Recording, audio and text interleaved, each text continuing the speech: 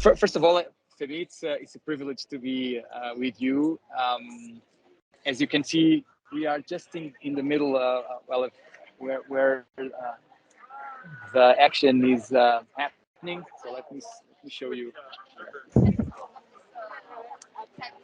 Let me give you a perspective of this place. I would say the eye of the hurricane, but in this context, in the front line. So this is really the hot spot here in Glasgow. So thank you very much for your time. I think this is the opportunity to have a dialogue, and we received your questions, the themes that we would like to address in this conversation. Perhaps I would start by giving you some context of what's happening, and then we could go to any specific topic that you would like to address. So this is really a very pivotal moment in the current world scenario. We are, as you know, running out of time to act and to be impactful in this climate action. I think the expectations for this COP were very high. So the motto for this COP is what happened in Paris, or what was promised in Paris, should be delivered by Glasgow. So this is really a COP where the focus, the tone is to make it happen, and to guarantee that this is not hot air, and everything that's happening here will have a consequence and will be implemented.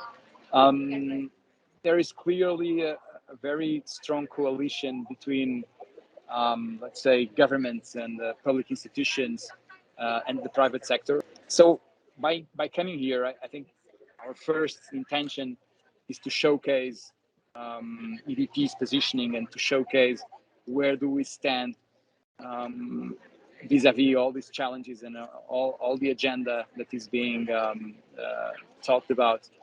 Obviously, to be able also to follow up and to participate in some of the discussions, and to influence what will result as public policies, and what will result as government decisions and packages that will come out of this COP.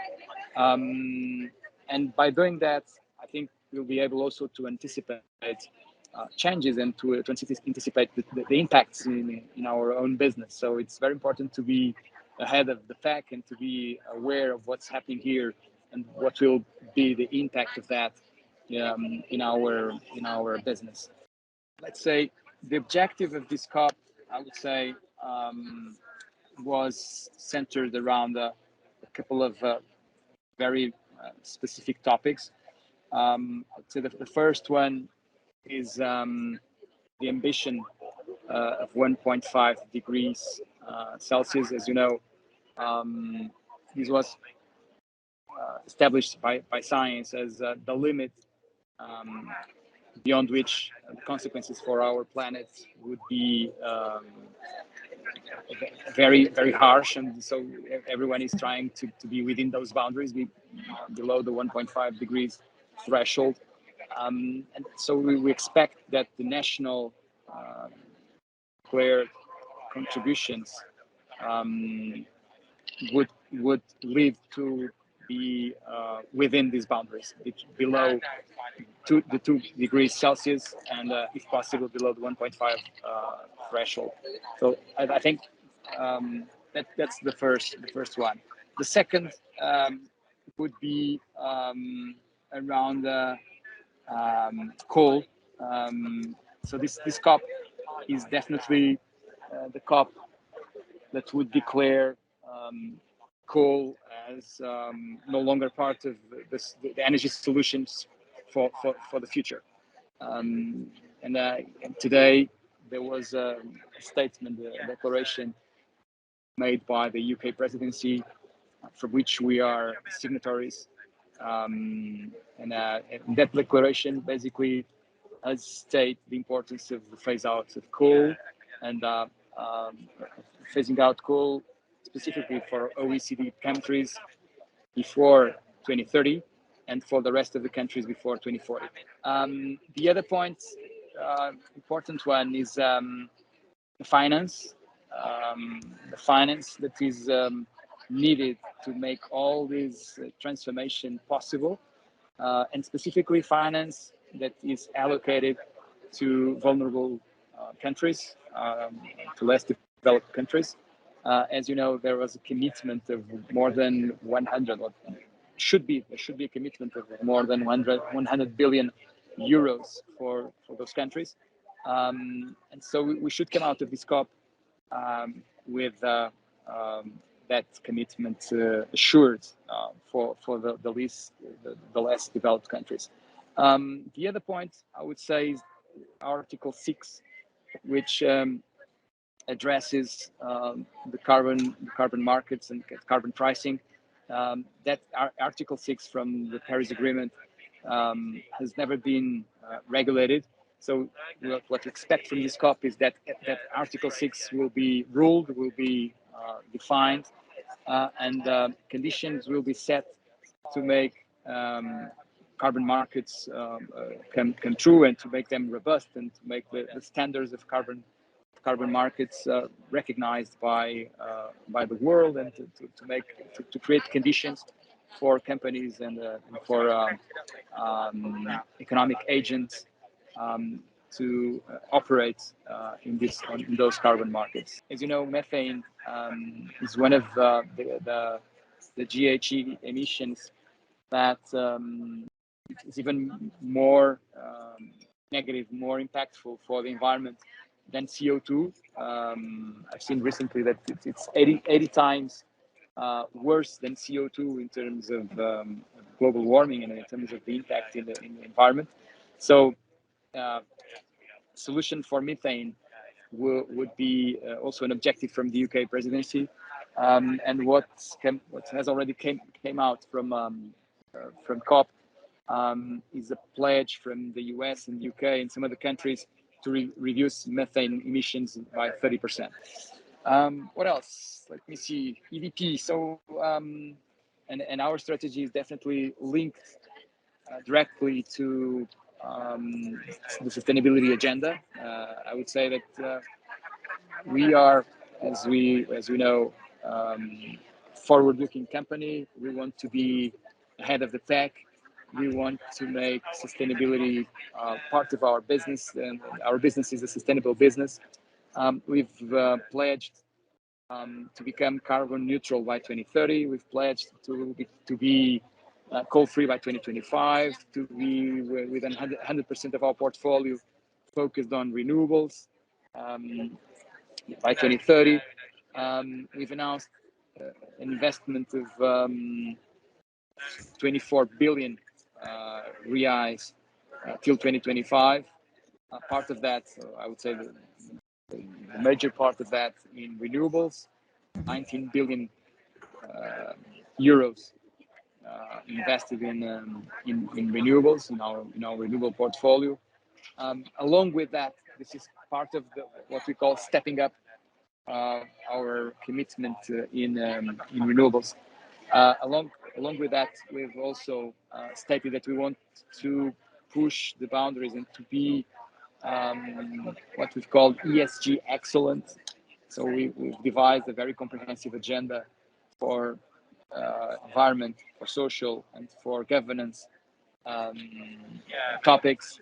We have what we call the roadmap till 2030 for ESG excellence. Like you said, a lot is being done from many countries, specifically in COP, also EDP. But I think this is a basic question, and maybe since you're there, you can feel it better. Are we still on time?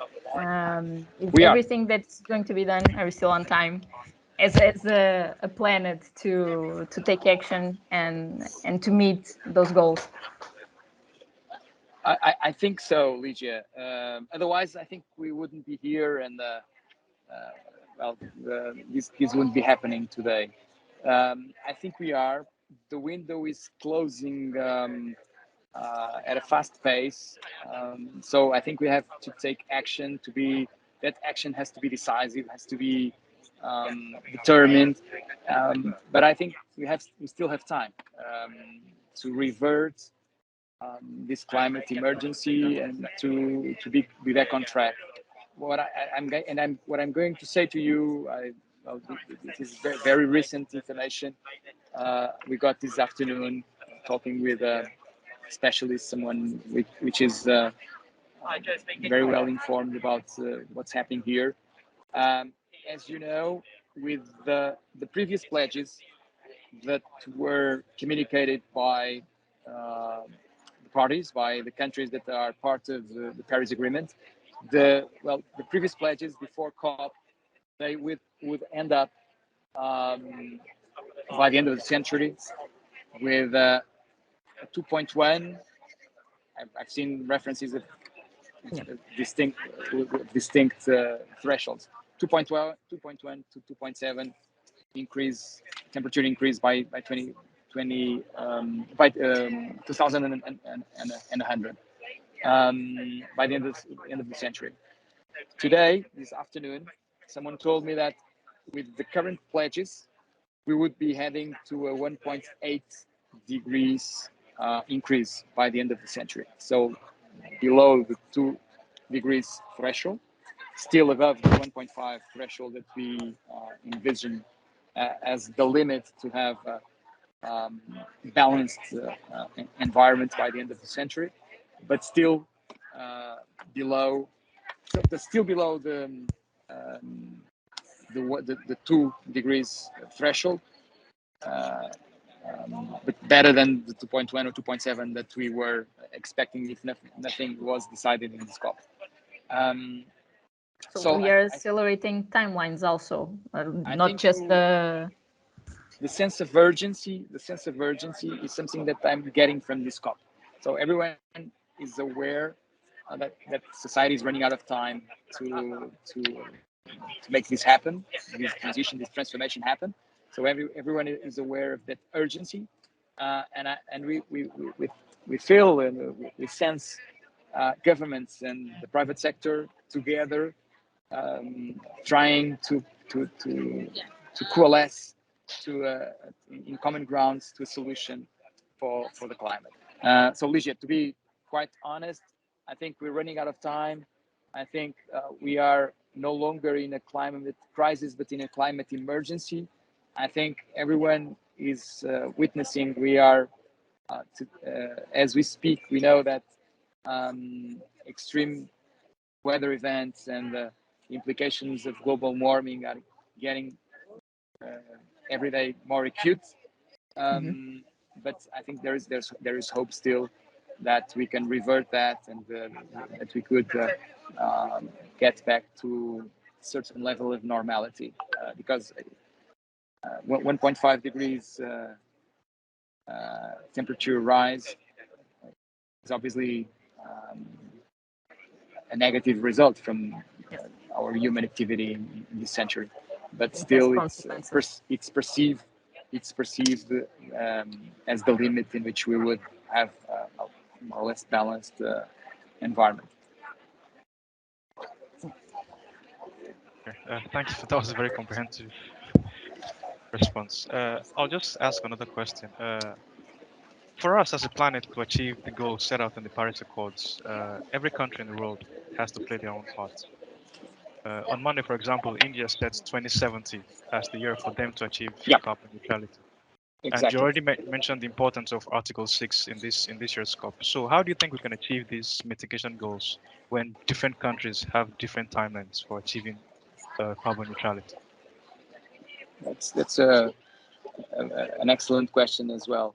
I think what we expect from this COP, and we've talked that also during the interviews that we have during this afternoon, we expect positive loops, positive feedback loops from from this process. So today, as you've seen, we've subscribed a declaration to phase out coal. That declaration was subscribed by 44 countries and by 32 companies. We were one of the 32 companies that took place in this declaration from the UK presidency.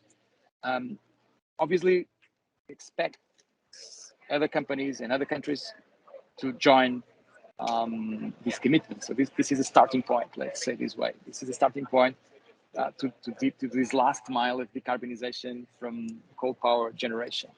That's an example. So what we feel is that from this COP, positive feedback loops will emerge and will get momentum with other companies and with other countries to join this process. But they're not perfect processes, as we know, and this is very difficult to make the whole world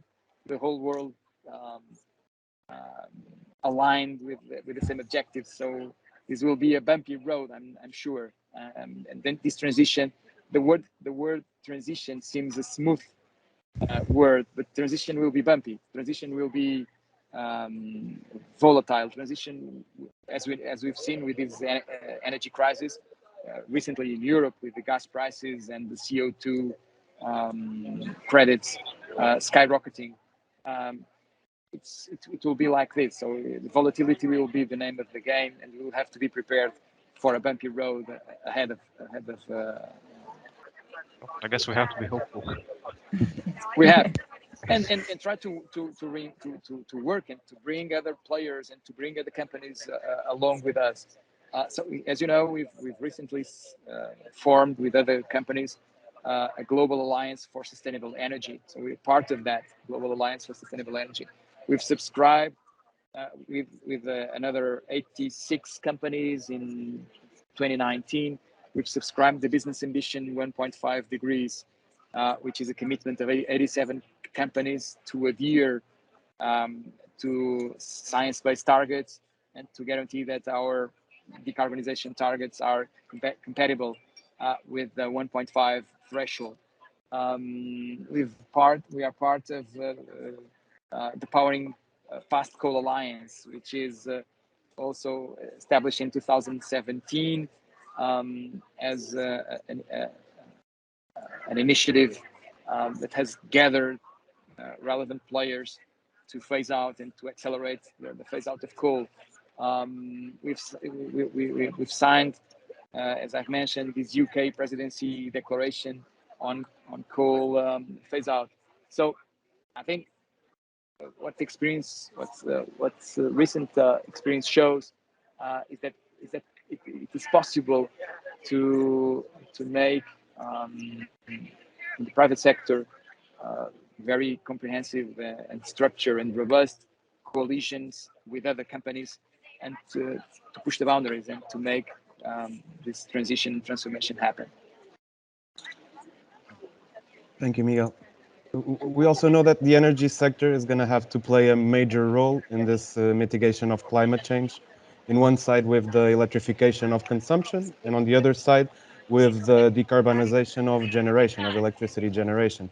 EDP has set some clear goals regarding these topics up to 2030, but we would like to know what's your take on the major challenges that we will face to achieve these goals.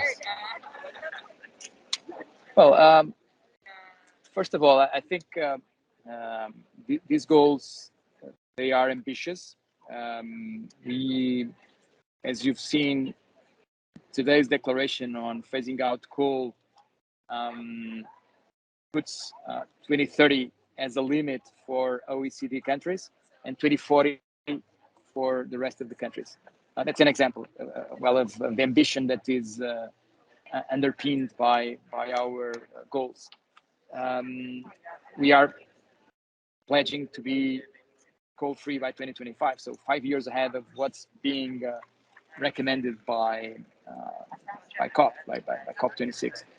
So I think our goals are very ambitious.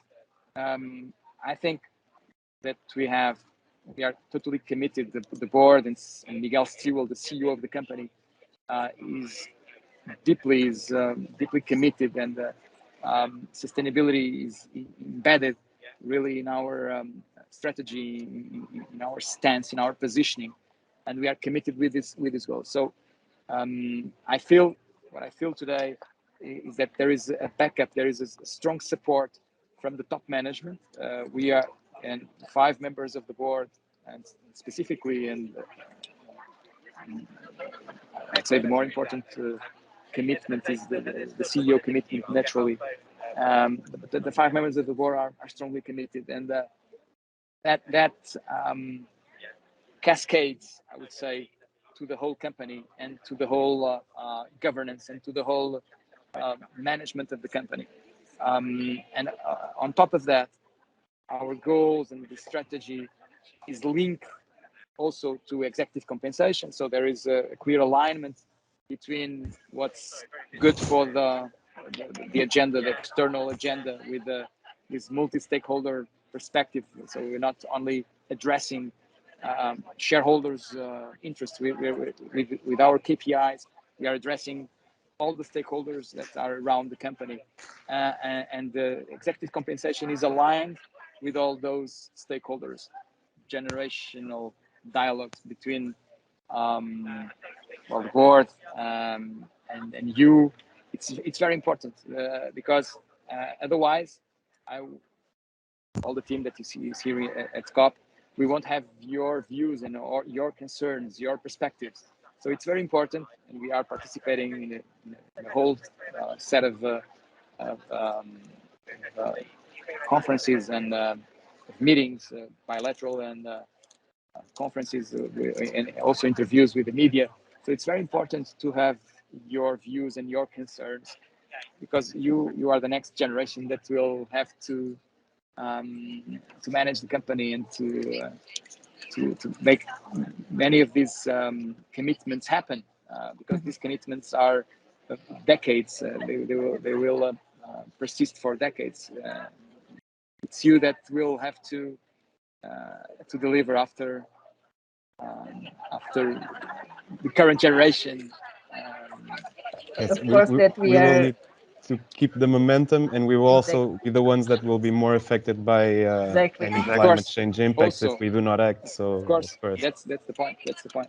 We are an interested party in here with this. So for me, it's also very relevant to have you on board, Mhm. and to guarantee that your perspective is catered to, it's taken into account in all the solutions and all the dialogues that are being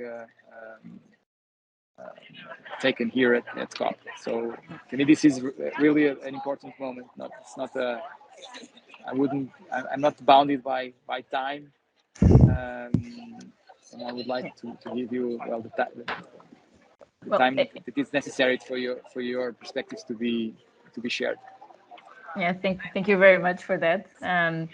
As you know, our mandate on your board is centered on carbon neutrality. So it's already a major focus for us. And part of that, and it also is a part of our beginning with this journey of our mandate. It's very focused on mitigation, but then at least for us, mitigation is very related with reduction. And we know that our economy relies on growth.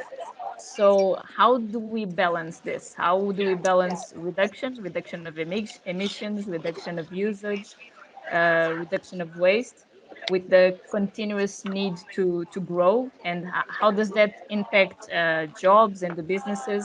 So what's your view on this? That's a very good take, Lígia. I think those objectives are not incompatible. I think what we should be heading to is to a low carbon economy, which means that all the investments that we are planning and all the investments that we should be deploying should contribute to a low carbon reality, to low carbon economy. But this transition is capex intensive. This transition, as you know, has a whole series of implications for infrastructure. The infrastructure has to be resilient. The infrastructure has to be prepared for climate emergencies and for the climate consequences. So there even for stepping up renewables, the investment in renewables, expectation is that there's in our case a twofold impact to ramp up from what we currently deploy in wind and solar power generation. We'll step up the investment on those sources. So there is growth entailed in our plans, also for the whole society. So there is growth. What I think is expected from society is to converge to a responsible consumption society. Responsible means that we should be privileging services and products that are carbon neutral. We should be privileging products and services that are nature friendly, that address social issues. So all of those notions that are underneath, that are involved, that are embedded in a responsible consumption, I think we should obviously focus on those. But to be quite honest, I don't see the responsible consumption being incompatible with growth, with more jobs. As you know, if we take coal phase out as a reference, some jobs will be lost, obviously, something like 5 million jobs. It's one of the estimates that we get from the market. But green jobs will be created. Something like 30 million new jobs will be created with green economy, with green investment, ranging from renewables, from networks that will have to be strengthened, to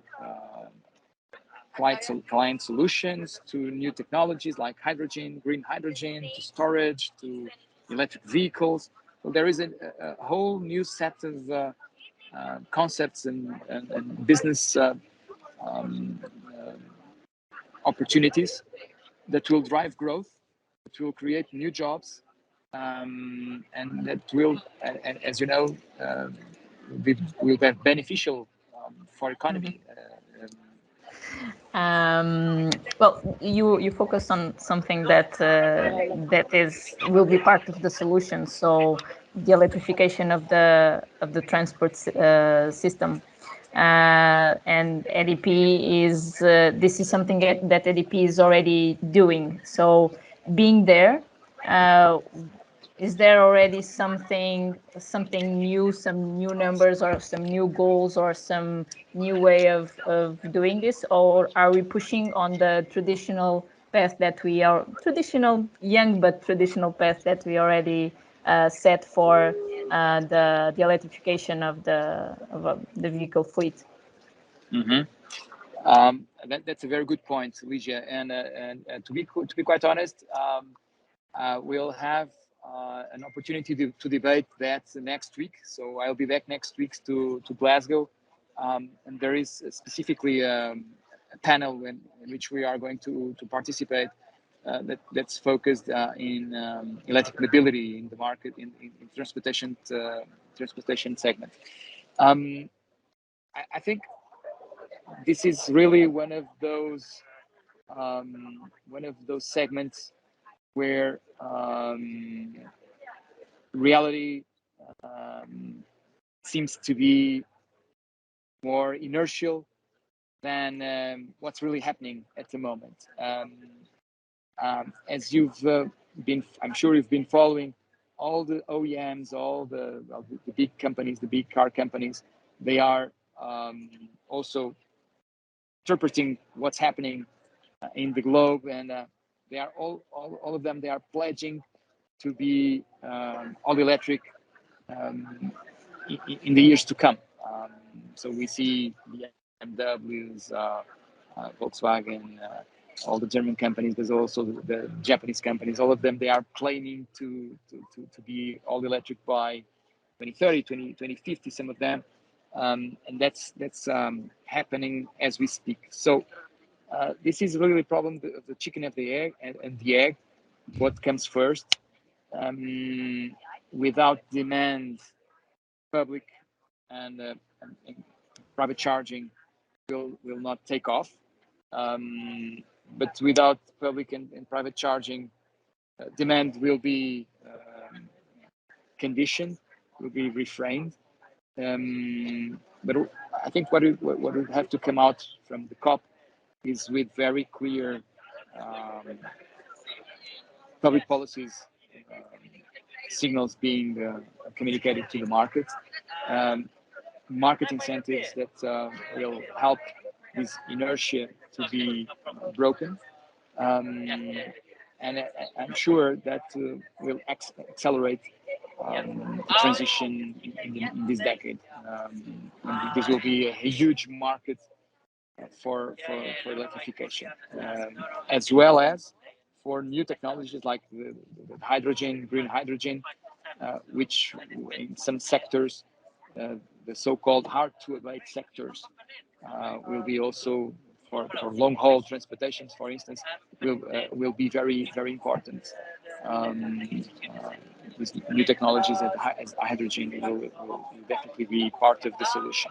So we haven't revised our KPIs or our goals yet, but I'm sure that this is one of the segments where these, along with hydrogen, for instance, with storage, these are the segments that will have an exponential growth over time, and we will have to be constantly revising our milestones, our goals, because they will have an acceleration, natural acceleration from the market solutions that are being devised right now. But for the time being, the goals that we have initially before coming to COP, those are preserved, those are maintained, and there's nothing for the time being that's being revised in that segment.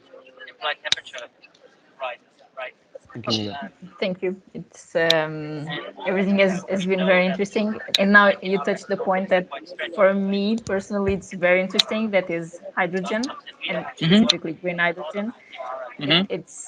It looks like it's the last part of hope that we need is to how is it going to evolve from now.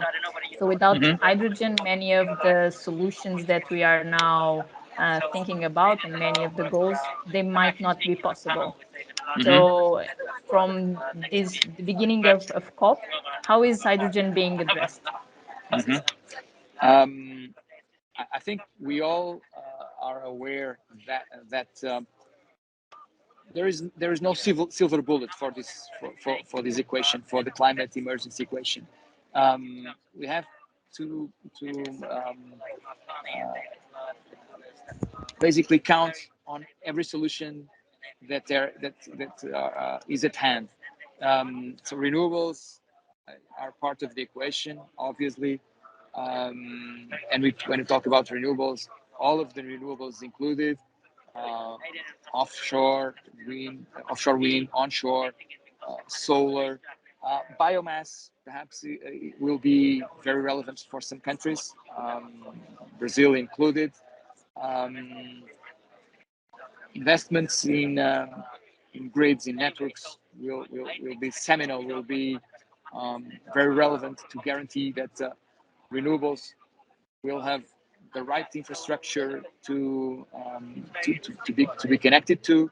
So there is no silver bullet in this equation, and hydrogen obviously is part of this equation. It's part of this solution. The solutions that have to be devised to guarantee that we reach every ton of CO2 that has to be abated. and there are specific segments that are very hard to electrify, namely some industrial segments, cement, steel, as I mentioned, the long haul transportation, where electrification will be difficult to implement. So those hard to abate segments, everyone is expecting hydrogen to be part of the solution.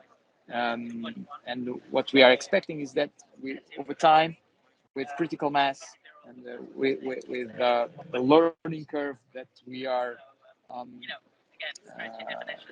witnessing,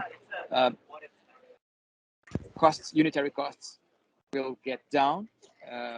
Obviously, everyone is expecting hydrogen to come down to parity with natural gas.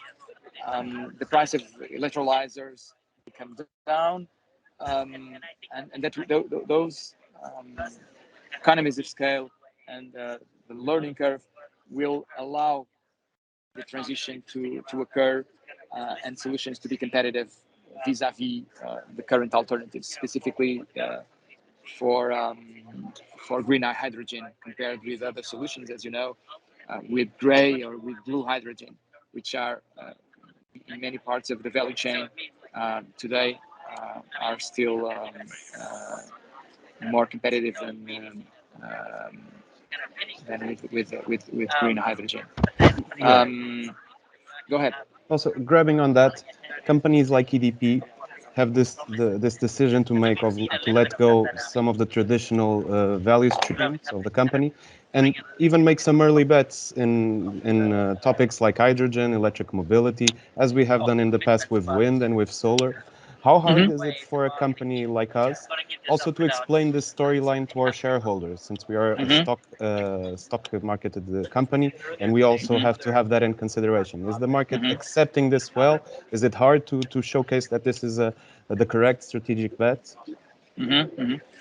I think the core of our strategy is supported by a very sound set of commitments, and that the market envisages as very obvious for our future.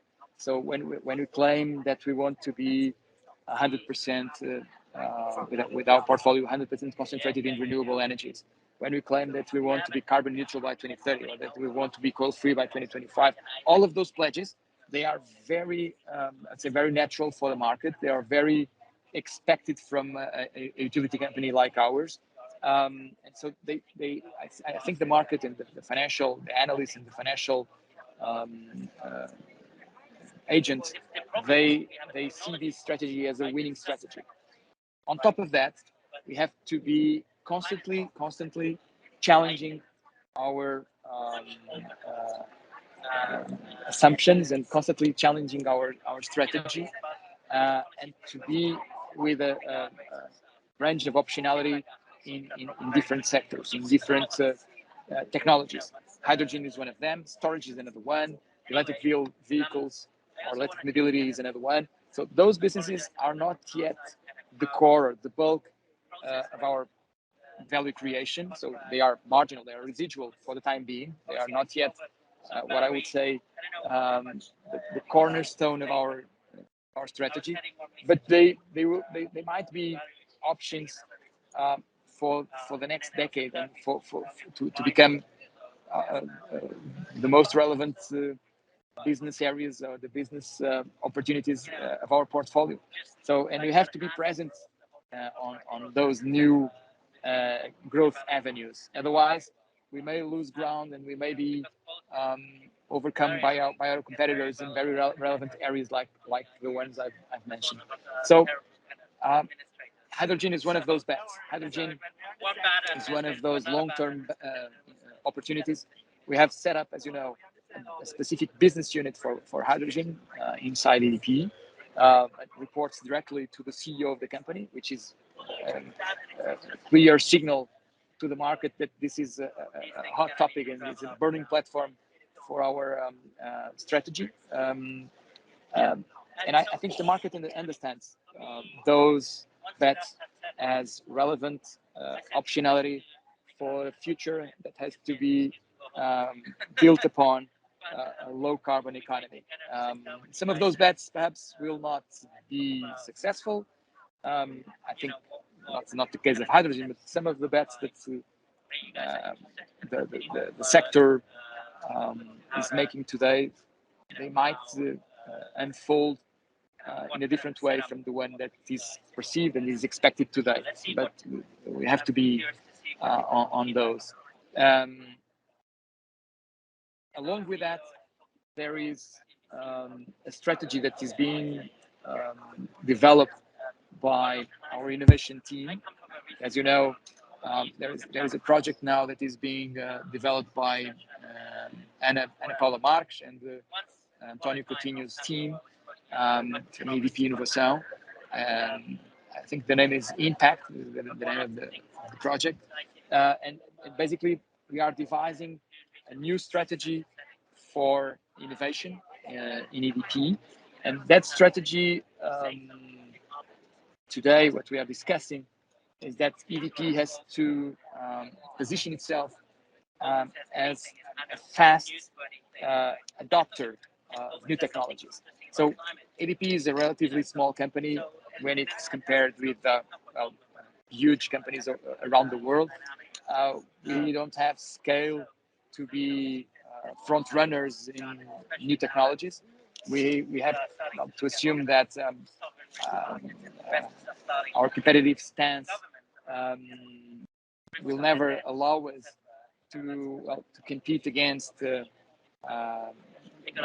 giants of the sector, but we have agility. We are a relatively small company, which allows us to be more agile, more nimble, more swift, and with that, we should be able to be what's being discussed with that project. We should be able to be fast adopters and to scale up those new technologies as long as they are profitable and as long as they are competitive. So I think it's also important to convey our strategy is being also supported by a revised approach to innovation, and I think we have conditions to be leading the energy transition with new solutions and with technologies that are still emerging, but that will be very relevant for the future.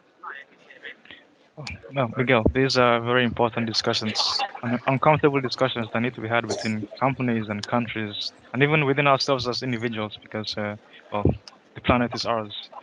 Also, thank you very much for this conversation, and no, it was my pleasure. Very interesting and very informative. I hope you can join us in a future COP meetings, and obviously I'm totally aware and totally available to hear your visions, to have your perspectives, and to try to put you on board as much as possible and to make you participate in these discussions, because at the end of the day, it's your generation that will be responsible for this transformation to happen. So thank you very much for your time, and let's keep in touch. Thank you very much, Miguel. Good. Bye-bye. Thank you so much. See you. We'll be attending. Good luck with everything. Thank you very much.